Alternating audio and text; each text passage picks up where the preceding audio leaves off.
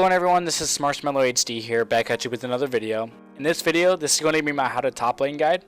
If you haven't already checked out my previous guide on how to ADC, links will be in the description below. As you can see, I am on the new Alpha client that I have already covered in two separate videos, one showing the pick and ban phase and one showing the full client overview with commentary. Check those out as well, and links will also be in the description. So for the total champions you can play, there are almost an unlimited amount of champs to play in the top lane. You always have meta shifts that can change the top lane focus, whether it's a tank meta, or a bruiser meta, or even a straight carry meta. This lane in particular is one of the few that has meta shifts so frequently. I'm going to go over the few of the most popular champs in the top lane regardless of meta shifts, and also beginner focused champs to start you guys off in the top lane. Champions like Garen, Darius, Poppy, Malphite, and even Aurelia are the popular champs that make a big effect inside the game. Since these champions are so popular, they really don't get affected by the meta change due to their AoE teamfight potential from some of their abilities like a Malphite ultimate or even a Poppy stun into the wall. Garen, Darius, Malphite, and Poppy are great champs to begin with in the top lane. There are also a few cheap champions that you can buy using actual money, which is RP, or IP, which is acquired by completing games. Garen, Poppy, and Singed are cheap IP champs to buy and learn easily. Now they are all in the store. If you'd like to check these out yourself, you guys can actually go through their abilities and look at them. Now I'm just going to tell you guys that the champs that I did just mention, like the Malphite, the Garen, the Poppy, the Kale, these champions are going to be solid picks early if you're just beginning in the top lane. Now if you have already had experience on other champions and other roles, this is not really necessary, but if you are just picking up the game and playing League of Legends for the first time and trying to find an actual role that you guys would like to play, this is what I would do. I would actually start with Garen, and Garen is a solid, easy champ to play, and he's fairly strong especially. So that is what I would do if I was just starting out. So that is something that you guys can take into into your own head and go through the store and find a champion that best suits you. You guys can do an AD mage or AD champion that would actually do really well in terms of auto attacks. And then you got the Kale, who is a ranged attack and does a lot of mage. So you got a bunch of champs to choose from inside the whole game. So there's a lot of them. So you guys got plenty of options to choose from. So this is what your guys would like to do. You know, obviously you guys will have this opportunity.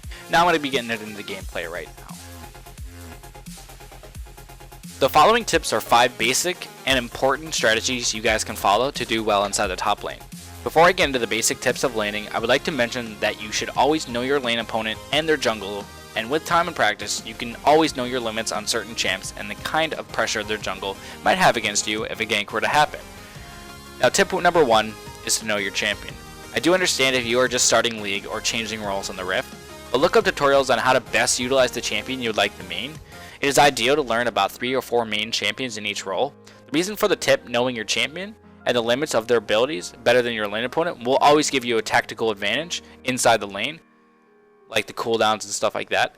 There is a popular site you can use to show in-game statistics from other players who played the champion you would like to main. The site is called champion.gg. I will link it in the description below, and the site is easy to navigate. Like all lanes, last hitting is very important. Also, knowing how to control the wave is a key component in the laning phase. Terms to know is freezing and shove. Freezing the wave is best when the wave is being pushed onto your half of the lane. Make your opponent overextend for CS and XP that your opponent will need. While doing this, you are denying your opponent gold by not letting her last hit. Your jungle should see your lane opponent overextending past the halfway mark of the river, making her an easy target for a gank. In this clip, I was late to lane due to a black screen in the loading screen. So Fiora is 2 levels ahead of me, and she wants to harass me since she does have the advantage. I keep my distance till Kaz decides to gank. I see a ping coming from Kaz, and I risk going in on the Fiora that is way past the halfway mark of the river, and catch her out since she thinks she has the upper hand on me due to me being down in CS and experience. This goes back to my previous tip on knowing my champion. I still have flash up, and Malphite is a strong tank against 80 top laners. Since I am a tank, I bait Fiora into fighting me and distract her until Kaz is able to come and clean it up. Now this is 2 instances this happened, and we get actually 2 kills on her because she overextends and actually thinks she can come and kill me. Now I flashed away from Fiora, and she actually gets killed under tower. So for tip number 3, using your summoner spells correctly. Using teleport effectively is by God the most important thing you can ever learn as a top lane main. Knowing where to TP, when to TP, and setting up TPs are what separates the good top laners with the better top laners. Being able to effectively pressure the map from the top lane is a powerful tool that takes practice to use effectively overall. It helps to improve your communication between your teammates and just nicely ask them toward certain locations you deem will be useful in the near future.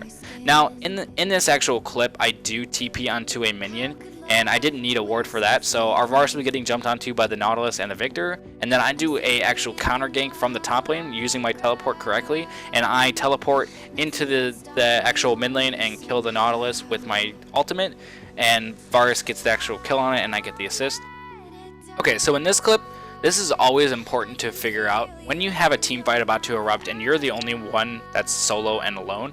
I have a TP available and I TP onto the ward that was luckily in that bush. There's a 3-man ultimate that I get onto their carries of the team, and then we wombo combo it with the Varus ultimate. So we get a clean ace right here because of the effective TP that I used to actually get a 3-man ultimate, and luckily my team was there to actually back me up, because sometimes team fights erupt and then you TP in and they will start running away because they're low or something like that, and luckily my team was there to back me up. So, and also in most cases you'll have the team that has backup, but in some cases there will be times where you'll TP in, you'll have a nice ultimate or something like that, and you won't get anything out of it because your team wasn't there to back you up, and you may even get a death for it.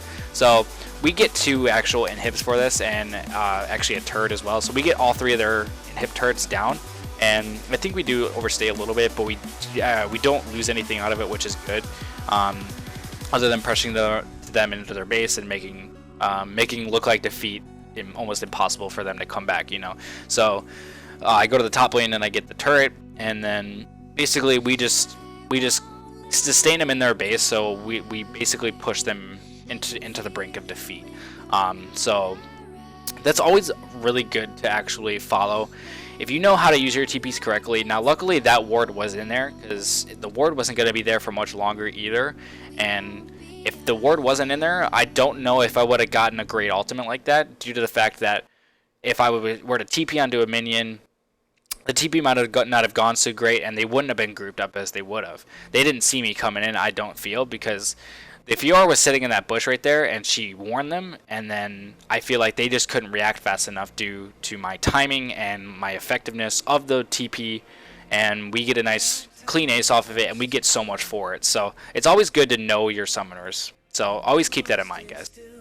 Okay, so for tip number 4 is to know when to roam. Now this tip is most known in the mid lane, but it is still very important in the top lane, as well as it sort of ties in with knowing when to use your summoner spells.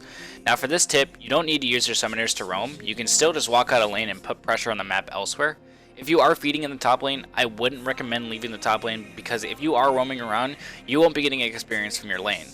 In the long run, you'll be losing out on more experience, and your lane will most likely be pushed in by your opponent, and a turret will be lost. If you are even or ahead of your opponent, knowing when to roam will be critical in helping your team get extra gold advantages like assisting dragons and turrets, as well as getting picks around the map. The best time to roam is when you have TP up. So if you are facing a champion with fast wave clear, you can easily TP back to lane to save your turret. And as for tip number 5, don't die 1v1 inside your lane. Now in the early laning phase of the game, try your 100% to not feed or even die 1v1 in the top lane. If you can just stay humble in the top and farm it up, you have a greater chance of winning the game overall. If you have 0 deaths and you are able to make an impact by roaming to other lanes, that will be substantial for your team, due to the fact that if you die early, you are forced to have your jungle make tough decisions by either camping your lane and getting you ahead, which might be bad, if you're a tank top or even a bruiser top. If you have a carry top like Quinn or someone with high damage output, then it would be okay. But since you die early, your top lane opponent is ahead of you, and you will be set back, losing experience and gold each second you are away from your lane. Since your jungle can't be everywhere at once, it is crucial to let your jungle know that you don't need any ganks, and you are to hide behind the tower and last hit as best you can. If you do get ganked and die 2v1, you really can't do much about being set behind.